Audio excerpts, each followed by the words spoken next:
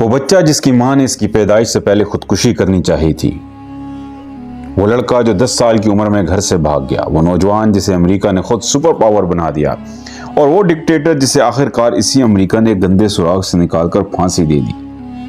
یہ کہانی ہے صدام حسین کی، یتیم سے ظالم تک، تخت سے سرنگ تک، اور سرنگ سے پھانسی کے تختے تک۔ صدام حسین ایک یتیم بچہ تھا جو آگے چل کر دنیا کے سب سے بڑے رہنماؤں میں سے ایک بنا۔ آج اس کی موت کو 20 سال سے زیادہ گزر چکے ہیں، لیکن پوری دنیا اسے اب بھی یاد کرتی ہے۔ عراق کا اسلام سے بہت گہرا تعلق ہے، کیونکہ اسلام کے بڑے پیغمبر ابراہیم علیہ السلام، لوط علیہ السلام، یونس علیہ السلام سب عراق میں پیدا ہوئے۔ لیکن ان تمام پیغمبروں کے بعد بھی یہاں کے لوگ ایک خدا کو بھول چکے تھے اور آگ کی عبادت کرنے لگے تھے۔ آخر کار رسول اللہ صلی اللہ علیہ وآلہ وسلم کے بعد اسلام کے پہلے خلیفہ حضرت ابوبکر صدیق رضی اللہ عنہ نے پورا عرب فتح کرنے کے بعد اپنے جرنیل خالد بن ولید رضی اللہ تعالی عنہ کو حکم دیا، جاؤ اور پوری دنیا میں سب سے پہلے عراق کو فتح کرو، اور جرنیل خالد بن ولید رضی اللہ عنہ نے ایسا ہی کیا۔ اس کے بعد پہلی بار عراق مسلمانوں کے قبضے میں آیا۔ یہ ایک ایسی فتح تھی کہ اگلے 1300 سال تک کوئی بھی مسلمانوں سے عراق نہ چھین سکا۔ لیکن آج سے 100 سال پہلے جب عراق پر خلافت عثمانیہ کی حکومت تھی، دنیا میں ایک بہت بڑی جنگ شروع ہوئی، پہلی جنگ عظیم۔ اس جنگ میں برطانوی سلطنت نے پہلی بار مسلمانوں سے عراق چھین لیا، اور اسے چھیننے کے بعد یہاں اپنا ایک کٹ پتلی بادشاہ بٹھایا۔ اور صرف یہی نہیں، بلکہ پورے عرب میں ہر جگہ اپنے کٹ پتلی بادشاہ بٹھائے۔ باقی سارے بادشاہ آج تک اپنی کرسی پر پوری طاقت سے بیٹھے ہیں، لیکن عراق کا بادشاہ اپنا ملک سنبھال نہ سکا۔ کچھ ہی عرصے بعد عراق کے بادشاہ کو اس کے تخت سے اتار دیا گیا، اور پورے عراق میں شدید الجھن پیدا ہو گئی۔ بہت تیزی سے عراق کے رہنما بار بار بدلنے لگے۔ عراق کے اسی الجھن کے درمیان عراق کے ایک چھوٹے سے گاؤں میں ایک یتیم بچہ پیدا ہوا جس کا نام تھا صدام حسین۔ کچھ لوگ اسے ہیرو سمجھتے ہیں اور کچھ ایک ظالم ڈکٹیٹر۔ صدام کو دیکھ کر لگتا تھا جیسے وہ کوئی فرعون ہو، لیکن صدام کوئی عام بچہ نہیں تھا۔ اس کی پیدائش سے پہلے ہی اس کا باپ مر چکا تھا۔ صدام کی ماں کو اپنے شوہر کی موت کا پتہ چلا تو اس نے صدام کی پیدائش سے پہلے خودکشی کرنے کی کوشش کی۔ یتیم ہونے کی وجہ سے صدام حسین کو بچپن میں اس کے ساتھی تنگ کیا کرتے تھے۔ کہا جاتا ہے کہ صدام حسین بہت چھوٹی عمر میں اپنے ساتھ ہمیشہ ایک لوہے کی راڈ رکھتا تھا، اور جو بھی بچہ اسے تنگ کرتا وہ سیدھا راڈ اس کے سر پہ مار دیتا۔ مطلب صدام حسین کے دل میں بچپن سے ڈر نام کی کوئی چیز نہیں تھی۔ کچھ ہی عرصے بعد صدام کی ماں نے دوسری شادی کر لی۔ اب صدام کا سوتیلا باپ اس پر اتنا ظلم کرنے لگا کہ صرف 10 سال کی عمر میں اس نے گھر چھوڑ کر بھاگ جانے کا فیصلہ کر لیا۔ وہ جا کر اپنے ماموں کے ساتھ رہنے لگا، اور یہاں سے اس کی زندگی ہمیشہ کے لیے بدل گئی، کیونکہ اس کے ماموں کا تعلق عراق کی چھوٹی سیاسی جماعت بحث پارٹی سے تھا۔ اس پارٹی میں صرف 100 یا 200 لوگ تھے۔ جب صدام حسین نے کم عمری میں اس پارٹی کو جوائن کیا تو سب کو پتا تھا کہ صدام کی عمر تو بہت کم ہے، لیکن وہ اس پارٹی کا سب سے خطرناک اور بہادر رکن تھا۔ جیسے ہی صدام حسین نے اس پارٹی کو جوائن کیا، پارٹی کے لوگ امریکہ کی CIA کے ساتھ مل کر اس وقت کے عراق کے وزیر اعظم کو قتل کرنے کی منصوبہ بندی کر رہے تھے۔ یہ اتنا مشکل منصوبہ تھا کہ انہیں اس کام کے لیے بہت ہی جاں باز لوگوں کی ضرورت تھی، تو یقیناً انہوں نے یہ ذمہ داری صرف 24 سالہ صدام حسین کو سونپی۔ صدام حسین نے اپنی ٹیم کے ساتھ جا کر وزیر اعظم کی گاڑی پر گولیوں کی بارش کر دی، لیکن اس حملے کے بعد بھی وزیر اعظم بچ گیا، جس کے بعد صدام حسین مجبوراً عراق چھوڑ کر مصر بھاگ گیا۔ صدام کا مشن تو ناکام ہو چکا تھا، لیکن اس کی بہادری کو دیکھ کر دنیا کے کچھ طاقتور لوگ اس سے بہت متاثر ہوئے۔ چنانچہ امریکہ کی CIA نے صدام حسین کو عراق کے مستقبل کے رہنما کے طور پر تیار کرنا شروع کر دیا۔ اس کے کچھ ہی عرصے بعد جب عراق میں بحث پارٹی کی حکومت بنی، صدام حسین واپس آیا اور صرف 30 سال کی عمر میں عراق کا دوسرا سب سے طاقتور انسان بن گیا۔ عراق ایک آزاد ملک تو تھا، لیکن عراق کے تمام تیل اور گیس پر برطانیہ کا قبضہ تھا۔ اس لیے جیسے ہی صدام حسین کے ہاتھ میں اقتدار آیا، اس نے سب سے پہلے عراق کے سارے تیل اور گیس کو اپنے کنٹرول میں لے لیا، اور یہیں سے صدام حسین عراق کے عوام کے لیے ایک ہیرو بننے لگا۔ پھر اچانک 1973 میں اسرائیل اور عرب ممالک کے درمیان ایک بہت بڑی جنگ شروع ہوئی۔ عرب ممالک نے اسرائیل کو ہر طرف سے گھیر لیا تھا، لیکن اس جنگ میں اسرائیل کو سپر پاور امریکہ کی مکمل حمایت حاصل تھی۔ اسی امریکی حمایت کی وجہ سے اسرائیل نے آسانی سے بڑے بڑے عرب ممالک کو ہرا دیا۔ یہ دیکھ کر سعودی عرب کے بادشاہ شاہ فیصل کو امریکہ پر شدید غصہ آیا اور انہوں نے امریکہ کو سبق سکھانے کے لیے تمام عرب ممالک کو جمع کیا۔ سب نے مل کر فیصلہ کیا کہ آج کے بعد اسرائیل کے دوستوں یعنی امریکہ کو عرب کا تیل نہیں بیچیں گے۔ یہ امریکہ کے لیے ایک بہت بڑا جھٹکا تھا، کیونکہ اس زمانے میں امریکہ اپنا 80% تیل عرب ممالک سے خریدتا تھا۔ جیسے ہی شاہ فیصل نے یہ پابندی لگائی، پوری دنیا میں تیل کی قیمت دگنی نہیں تگنی نہیں بلکہ 4 گنا بڑھ گئی۔ ایک بیرل تیل کی قیمت $3 سے بڑھ کر $12 ہو گئی تھی۔ یہ سب امریکہ کو کمزور کرنے کے لیے تھا، لیکن اس کا سب سے بڑا فائدہ عراق کے نوجوان رہنما صدام حسین نے اٹھایا۔ صدام حسین نے تیل کی نئی قیمتوں کو استعمال کرتے ہوئے عراق کو ایک جدید ملک بنا دیا۔ عراق کے ہر گاؤں تک بجلی پہنچائی، مفت اسکول اور ہسپتال بنائے۔ مختصراً صدام حسین نے عراق کو اتنا مضبوط کیا کہ عراق کا ایک دینار $3 کے برابر ہو گیا، اور اس سب کے ساتھ ساتھ اس نے عراق کی پوری فوج کو اپنے قبضے میں لے لیا۔ دوستو، یہ ساری باتیں ایک طرف، یہاں سے صدام حسین کو اپنی زندگی کی سب سے بڑی تحریک ملی۔ امریکہ میں ہالی ووڈ کی ایک فلم ریلیز ہوئی، دی گاڈ فادر، جو ایک مافیا ڈان کورلیون خاندان کی کہانی ہے۔ کہا جاتا ہے کہ صدام حسین کو یہ فلم اتنی پسند آئی کہ اس نے اپنی پوری شخصیت بدل ڈالی اور اس فلم کی ہر چیز کی نقل اتارنی شروع کر دی۔ جیسے کپڑے گاڈ فادر کے ہیرو پہنتا تھا، وہی کپڑے صدام حسین بھی پہننے لگا۔ جیسے ٹوپی وہ پہنتا تھا، صدام بھی ویسے ہی ٹوپی پہننے لگا، اور سب سے اہم، دونوں بالکل ایک ہی انداز میں سگار پیا کرتے تھے۔ ان سب چیزوں کی وجہ سے صدام حسین عراق کا سب سے طاقتور انسان بن چکا تھا، یہاں تک کہ عراق کے صدر سے بھی زیادہ طاقتور۔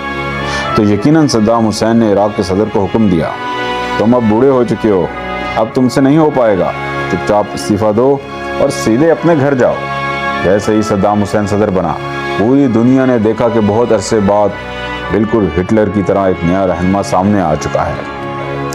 صدر بننے کے صرف 6 دن بعد صدام حسین نے اپنی تمام پارٹی اراکین کی ایک میٹنگ بلائی اور سب کو اپنے سامنے بٹھا کر کہا، مجھے عراق کے تخت سے ہٹانے کی ایک بہت بڑی سازش کی گئی ہے، اور جن لوگوں نے یہ سازش کی ہے وہ سب اس وقت اس کمرے میں موجود ہیں۔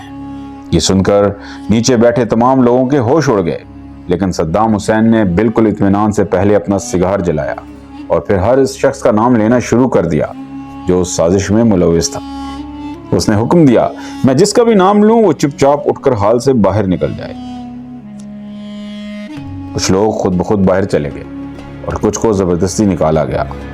اس طرح صدام حسین نے کل 68 لوگوں کے نام لیے، ان میں سے کچھ کو جیل میں ڈال دیا گیا اور باقیوں کو گولیاں مار دی گئی۔ جو لوگ حال میں بچ گئے وہ زور زور سے صدام حسین کے نام کے نعرے لگانے لگے، اور اس طرح صدام حسین نے اپنی خوفناک بادشاہت کا آغاز کیا۔ اس وقت صدام حسین اپنی طاقت کی چوٹی پر تھا، لیکن یہاں اس نے اپنی زندگی کی پہلی بڑی غلطی کی۔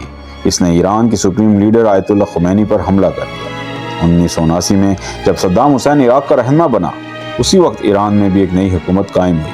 آیت اللہ خمینی کی امام خمینی کا انقلاب اتنا زبردست تھا کہ پوری دنیا ان سے ڈرنے لگی تھی۔ انہوں نے ایران کے ایک بہت طاقتور بادشاہ کو اس تخت سے اتار دیا تھا، اور اب وہ دوسرے عرب ممالک کے لوگوں کو بھی تحریک دے رہے تھے کہ وہ اٹھیں اور اپنے بادشاہوں کے خلاف بغاوت کریں۔ اس لیے تمام عرب بادشاہ ایران کے امام خمینی سے نفرت کرنے لگے تھے، اور صرف عرب ممالک ہی نہیں، امام خمینی بار بار اپنی تقریروں میں امریکہ اور اسرائیل کو دھمکیاں دے رہے تھے۔ لیکن سب سے زیادہ خطرہ امام خمینی سے ایک ہی شخص کو تھا، صدام حسین، کیونکہ صدام حسین عراق کا ایک سنی صدر تھا، جبکہ عراق کی زیادہ تر آبادی شیعہ تھی، جو اپنا اصلی رہنما صدام کو نہیں بلکہ امام خمینی کو مانتے تھے، اور صدام کو اس بات کا بخوبی علم تھا۔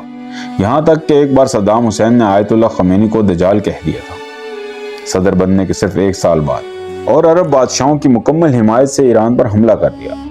اس نے بہت تیزی سے ایران کا بڑا علاقہ فتح کر لیا، جس کی وجہ سے دونوں طرف سے ہزاروں مسلمان مارے گئے۔ ایک طرف پوری دنیا کی مدد سے صدام حسین تھا اور دوسری طرف اکیلا امام خمینی، لیکن پھر بھی صدام ایران کا کچھ نہ بگاڑ سکا۔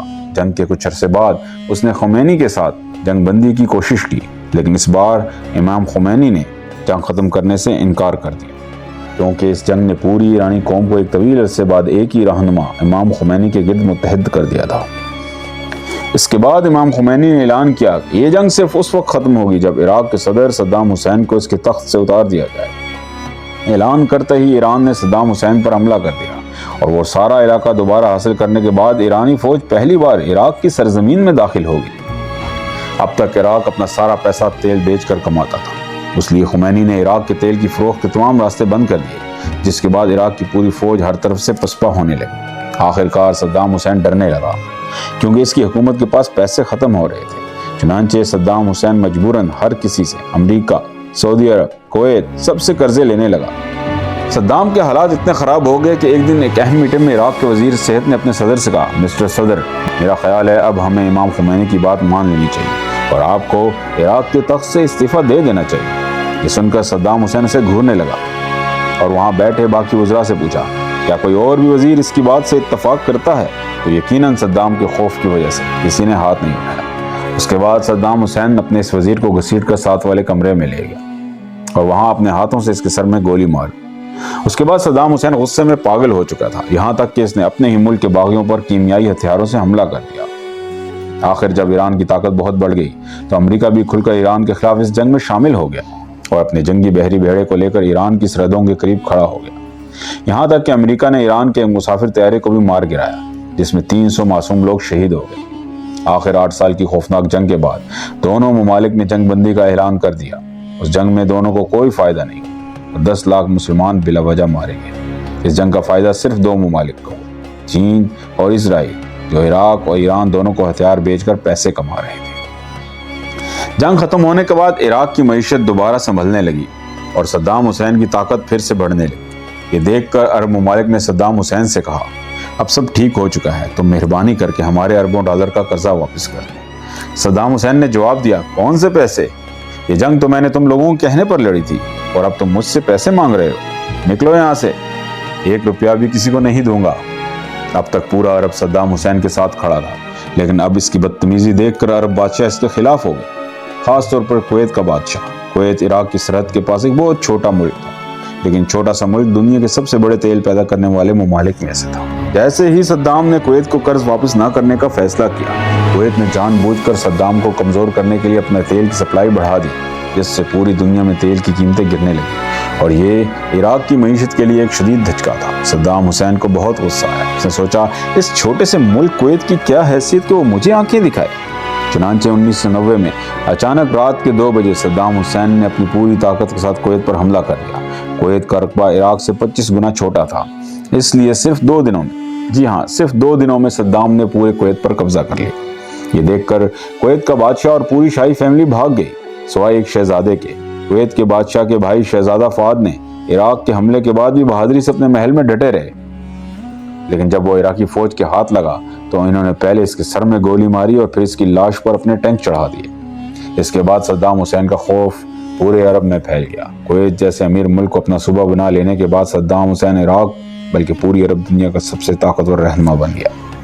لیکن کویت پر حملہ صدام کی زندگی کی سب سے بڑی غلطی تھی، کیونکہ حملے سے پہلے صدام نے امریکہ کے ساتھ ایک ملاقات کی تھی، جس میں امریکہ نے اسے صاف بتایا تھا، تم عربوں کی جنگ سے ہمارا کوئی تعلق نہیں۔ لیکن یہ ایک بہت بڑا جھوٹ تھا۔ امریکہ صرف صدام کو اپنے جال میں پھنسانا چاہتا تھا۔ امریکہ کو کویتیوں کی کوئی پرواہ نہیں تھی، بلکہ وہ چاہتا تھا کہ صدام کو بہانہ بنا کر وہ ہمیشہ کے لیے عرب دنیا میں اپنے فوجی اڈے قائم کر لے، اور بالکل ایسا ہی ہوا۔ امریکہ نے بہت چالاکی سے باقی عرب ممالک کو صدام کی طاقت سے ڈرانا شروع کر دیا، یہاں تک کہ اس نے سعودی بادشاہ کو عراق کے جعلی ٹینکوں کی تصویریں دکھائیں اور کہا اگر صدام کو نہ روکا گیا تو اس کا اگلا نشانہ سعودی عرب ہو۔ چنانچہ سعودی بادشاہ نے امریکہ کو اپنی سرزمین پر فوجی اڈے دینے پر مجبور ہو گیا، لیکن سعودی عوام اس سے بالکل خوش نہیں تھی، خاص طور پر ایک شخص اسامہ بن لادن۔ اب امریکہ نے صدام کو کھلم کھلا دھمکی دی، اگر تم کویت سے پیچھے نہ ہٹے تو ہم تم پر حملہ کر دیں، لیکن صدام پیچھے نہ ہٹا۔ چنانچہ امریکہ نے اپنے نئے اڈوں سے صدام کی فوج پر حملہ کر دیا اور صرف 1 مہینے میں پورے کویت کو آزاد کرا دیا۔ لیکن کویت سے پیچھے ہٹتے ہوئے صدام نے ایک ایسا کام کیا جس کی وجہ سے آج بھی بہت سے لوگ اسے ہیرو سمجھتے ہیں۔ جیسے ہی امریکہ نے عراق پر حملہ کیا، صدام کو معلوم تھا کہ وہ امریکہ کا کچھ نہیں بگاڑ سکتا، اس لیے اس نے اپنے میزائلوں کا رخ پہلی بار امریکہ کے اتحادی اسرائیل کی طرف کیا اور تل ابیب پر 40 میزائلوں سے حملہ کر دیا۔ عراق پر حملے کے بعد امریکہ، سعودی عرب اور اسرائیل سب کو سمجھ آ گئی کہ اب صدام کو ہٹانے کا وقت آ گیا ہے۔ جب پوری دنیا صدام کے خلاف ہو چکی تھی تو اس نے اپنے آپ کو مکمل طور پر بدل ڈالا۔ اب تک جو صدام ایک لبرل اور سیکولر آدمی تھا، اب وہ ہر تقریر میں اسلام اور مسلمانوں کے حقوق کی آواز اٹھانے لگا۔ اس نے عراق کے ہر سکول میں قرآن پڑھنا لازمی مضمون بنا دیا۔ وہ صدام جو خود شراب پیتا تھا اور دوسروں کو بھی پلاتا تھا۔ اس نے پورے عراق میں شراب نوشی پر پابندی لگا دی۔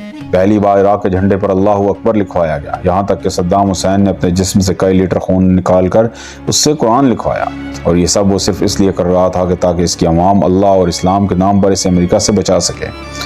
لیکن اب ایسا کرنا ممکن نہ تھا۔ امریکہ نے صدام کی حکومت پر اتنی پابندیاں لگا دی تھی کہ وہ تیل کا ایک قطرہ بھی نہیں بیچ سکتا تھا۔ اس کی معیشت تباہ ہو چکی تھی، یہاں تک کہ صدام کے دور میں عراق کے لوگ کھانے پینے کی اشیاء کو ترسنے لگے۔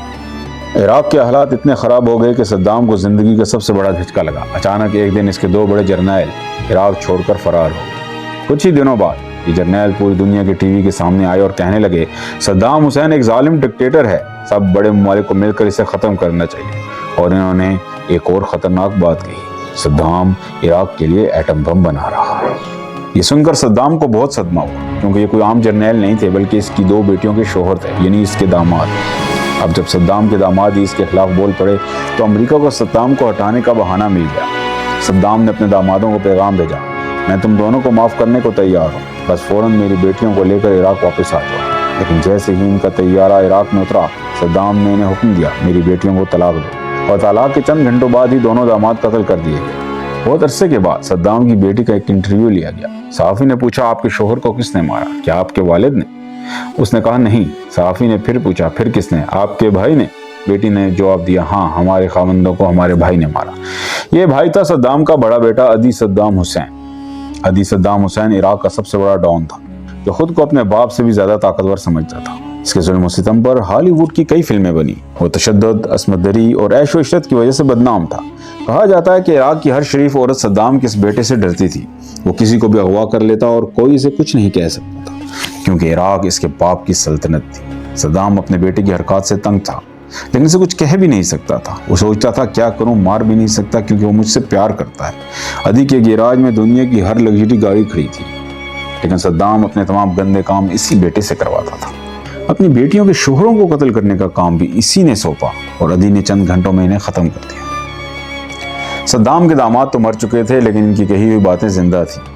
کیمیائی اور ایٹم بم کا الزام اب امریکہ کو حملے کا بہانہ مل چکا، لیکن وہ کسی ایسے بڑے واقعے کا انتظار کر رہا تھا جس کے بعد وہ عراق پر آسانی سے حملہ کر سکے۔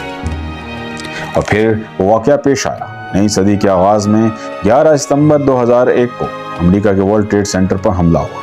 امریکی صدر جارج بش نے پوری کوشش کی کہ اس حملے کا الزام صدام پر لگا دیا جائے تاکہ عراق پر حملہ کر کے تیل پر قبضہ کیا جا سکے، لیکن جب کوئی ثبوت نہ ملا تو اس نے مجبوراً عراق کو چھوڑ کر افغانستان پر حملہ کر دیا۔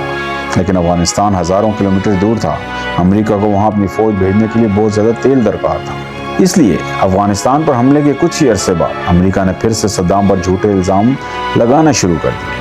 امریکی میڈیا نے صدام کے اسی داماد کا انٹرویو بار چلایا، جس میں اس نے کہا تھا کہ صدام کے پاس ایٹم بم ہے، لیکن یہ بالکل جھوٹ تھا، کیونکہ جب اقوام متحدہ کی ٹیم عراق گئی تو انہیں کوئی بم نہ ملا۔ پھر بھی امریکہ اپنے جھوٹ پر اڑا رہا۔ اب امریکہ جیسی سپر پاور کو روکنے کے لیے دنیا بھر کے عوام سڑکوں پر نکل آئے۔ دنیا کے 600 شہروں میں 3 کروڑ لوگوں نے عراق پر حملے کے خلاف احتجاج کیا، جو تاریخ کا سب سے بڑا احتجاج تھا۔ لیکن امریکہ کو پرواہ نہ تھی، وہ عراق کے تیل کے پیچھے پاگل ہو چکا تھا۔ چنانچہ 2003 میں امریکی صدر نے ٹی وی پر اعلان کیا صدام حسین اور اس کے بیٹوں کے پاس صرف 2 دن کا وقت ہے کہ وہ عراق چھوڑ کر بھاگ جائیں، ورنہ ایسا حملہ کریں گے جو تاریخ یاد رکھے گی۔ لیکن صدام اپنے تخت پر جم کر بیٹھا رہا۔ اس نے اور اس کے بیٹوں نے عراق نہیں چھوڑا۔ تو امریکہ کے پاس کوئی چارہ نہ رہا، اس نے اپنی پوری طاقت سے عراق پر حملہ کر دیا۔ ہزاروں بم گرائے گئے۔ اب تک صدام اتنا کمزور ہو چکا تھا کہ امریکہ نے صرف 1 مہینے میں عراق پر قبضہ کر لیا۔ صدام اور اس کے بیٹے بھاگ کر الگ الگ جگہوں پر چھپ گئے۔ امریکی فوج نے ان باپ بیٹوں کو ڈھونڈنا شروع کر دیا۔ پورے علاقے میں اعلان کیا گیا صدام کے بیٹوں کی سر کی قیمت $15 ملین اور باپ کے سر کی قیمت $25 ملین ہے۔ صدام کو ڈھونڈنا مشکل تھا، لیکن اس کے دونوں بیٹے ایک قریبی دوست کے گھر چھپے ہوئے تھے۔ کہا جاتا ہے کہ وہ دن بھر ویڈیو گیمز کھیلا کرتے تھے، لیکن جب ان کی سروں کی قیمت لگی تو وہ دوست بھی لالچ میں آ گیا۔ اس نے صدام کے بیٹوں کو بہانے سے باہر نکالا اور امریکیوں کو گھر کا پتہ بتایا۔ امریکہ نے اسے $30 ملین کا انعام دیا، جو آج تقریباً 1300 کروڑ روپے بنتا ہے۔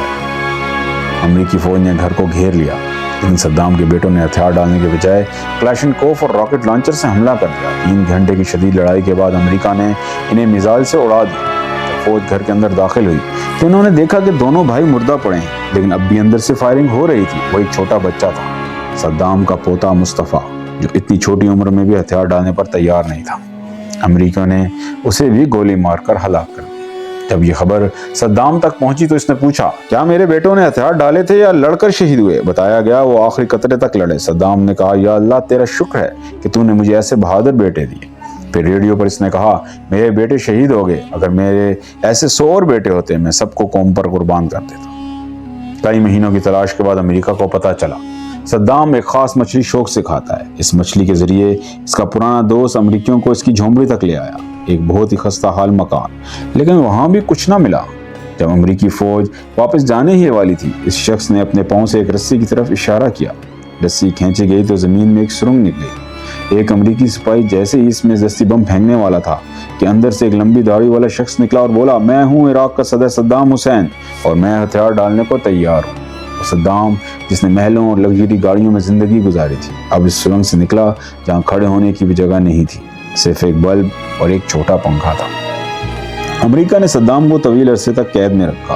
1 سال بعد اسے دنیا کے کیمروں کے سامنے عراق کی عدالت میں پیش کیا گیا۔ دنیا حیران رہ گئی، یہ وہ مغرور صدام نہیں تھا، بلکہ ایک سفید داڑھی والا بوڑھا کمزور آدمی تھا۔ لیکن جب جج نے اس کا نام پوچھا تو اس نے کہا، میرا نام پورا عراق بلکہ پوری دنیا جانتی ہے، تجھے بتانے کی ضرورت نہیں۔ اب سب کچھ کھونے کے بعد بھی اس نے سر نہیں جھکایا۔ وہ ججوں سے کہتا، تم جج نہیں ہو، صرف امریکی ایجنٹ ہو۔ وہ عدالت میں ان کا مذاق اڑاتا، کبھی نماز پڑھنے کا کہتا، کبھی بائیکاٹ کر دو۔ ان حرکتوں سے وہ دوبارہ عوام کا ہیرو بننے لگا تھا۔ اس لیے 2006 میں عدالت نے اسے سزائے موت سنائی۔ سزا سن کر وہ رونے کی بجائے امریکہ اور اسرائیل کے خلاف نعرے لگانے لگا، فلسطین اور مسلمانوں کے حق میں آواز بلند کی۔ اس کی آخری خواہش تھی کہ مجھے سپاہی کی طرح بندوق سے مارا جائے، لیکن اس کی درخواست رد کر دی گئی۔ چنانچہ چند دن بعد اسے پوری دنیا کے سامنے پھانسی دے دی گئی۔ صدام کے خاتمے کے بعد امریکہ نے سوچا تھا کہ عراق ایک پرامن ملک بن جائے گا، لیکن ایسا نہ ہوا۔ امریکہ نے کئی بڑی غلطیاں کی۔ امریکی فوج نے عراق میں لاکھوں لوگ مارے، شیعہ سنی فسادات دوبارہ بھڑکا دیے، اور سب سے بڑی غلطی، صدام کی پوری فوج کو بے روزگار کر دیا گیا۔ ایک ہی رات میں ہزاروں مسلح فوجی بے روزگار ہو کر عراق میں نئی بغاوت کی منصوبہ بندی کرنے لگے، جسے بعد میں داعش کا نام دیا گیا۔ عراقی امریکہ سے اس قدر نفرت کرنے لگے کہ جب صدر جارج بش نے عراق کا دورہ کیا تو ان پر براہ راست جوتیاں پھینکی۔ آج پوری دنیا مانتی ہے کہ عراق پر حملہ جھوٹ پر مبنی تھا۔